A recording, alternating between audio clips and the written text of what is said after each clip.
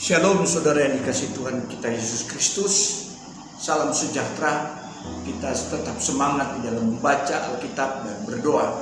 Saudara, untuk pelayan Injil dan jemaat Tuhan yang ada di Jawa Barat dan siapapun yang mendengarkan YouTube ini atau renungan ini, biar kita mau tetap setia di dalam membaca Alkitab dan berdoa. Pembacaan Alkitab sudah masuk kepada kitab Keluaran pasal 6 sampai pasal 9. Dan khususnya buat perenungan kita saya ambil dari pasal 9 ayatnya yang ke-12.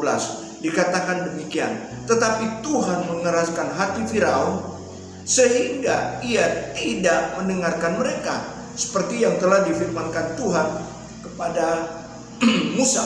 Apa yang sedang terjadi? Yang sedang terjadi adalah bangsa Israel ada di dalam penindasan. Bangsa Israel ada di dalam perbudakan oleh bangsa Mesir yang dipimpin oleh Firaun yang tidak mengenal budi baik daripada orang Israel melalui Yusuf yang menjadi perdana menteri atau dipercayakan orang kedua setelah Firaun. Saudara yang dikasihi Tuhan, ketika orang Israel berdoa, ketika orang Israel berseru kepada Tuhan, Allah menyampaikan maksud dan rencananya. Dan akhirnya orang Israel ingin segera dibebaskan dari penindasan tersebut. Dan Tuhan mengirim Musa sebagai Allah bagi bangsa Israel dan bangsa Mesir pada saat itu. Saudara, ketika saya membaca ini, sepertinya ayat ini arogan sekali Allah. Sepertinya hak kebebasan free will dari manusia itu tidak ada kesempatan. Tetapi ketika Allah mengeraskan hati, itu bukan berarti mendadak sekonyong-konyong Allah mengeraskan hati. Ada 3 hal yang saya bisa bagi di sini adalah yang pertama, ketika Allah mengeraskan hati Firaun, di sana pertama yang saya catat di sini adalah ketidakpekaan dari Firaun. Ketidakpekaan dari Firaun itu apa? Karena sudah mendengarkan firman, tidak mau peka, tidak mau merasa ada sesuatu yang dia harus bertobat, dia harus melakukan responnya dari firman Allah itu sendiri. Bukankah sudah 6 tulah atau kutukan untuk orang Mesir pada saat itu? Air menjadi darah, katak, nyamuk, lalat pikan, sampar, ternak, bara, dan seterusnya.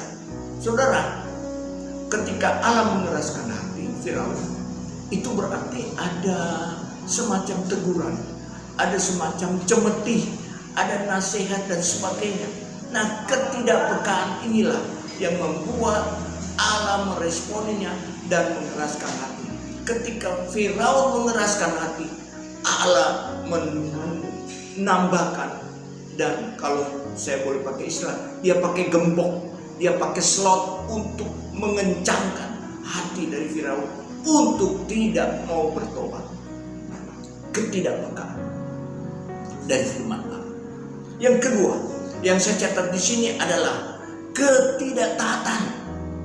Ketidaktaatan dari Firaun membuat rencana Tuhan bagi bangsa Israel semakin mempermudah dan membuat orang-orang Mesir mengalami penghukuman yang dahsyat. Ya. Dan ini menjadi pelajaran yang cukup dalam sehingga kita di dalam pembacaan firman Allah, di dalam perenungan, di dalam pengiringan kita kepada Tuhan, mari kita taat kepada suara Tuhan melalui firman Allah. Ada nasihat di sana, ada teguran, ada hal-hal yang mendidik kita, memberikan wawasan yang baru, dan marilah kita mau berjalan kepada kebenaran firman Allah itu sendiri. Yang ketiga yang saya catat di sini adalah berkaitan mengapa Allah mengeraskan hati dari Firaun adalah sebuah keangkuhan. Keangkuhan merasa dia hebat, merasa bangsa Israel itu adalah bangsa yang tidak ada arti dan tidak ada nilai. Bangsa Mesir adalah yang paling hebat dan dia sudah dianggap seperti dewa pada saat itu. Keangkuhan inilah yang membuat Tuhan mengeraskan hati, membuat hati dari Firaun tidak bisa berbuat apa-apa. Kenapa? Karena Allah mengeraskan hati Firaun.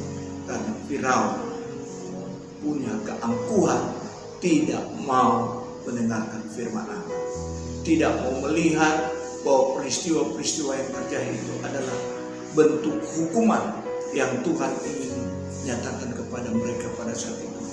Saudara yang kasih Tuhan, biarlah di dalam pembacaan kita setahun ini kita tetap semangat, kita tetap berdoa dengan sungguh-sungguh, dan lihatlah jiwa-jiwa yang ada di sekitar kita, gereja kita, supaya kita tetap melayani Tuhan lebih baik lagi.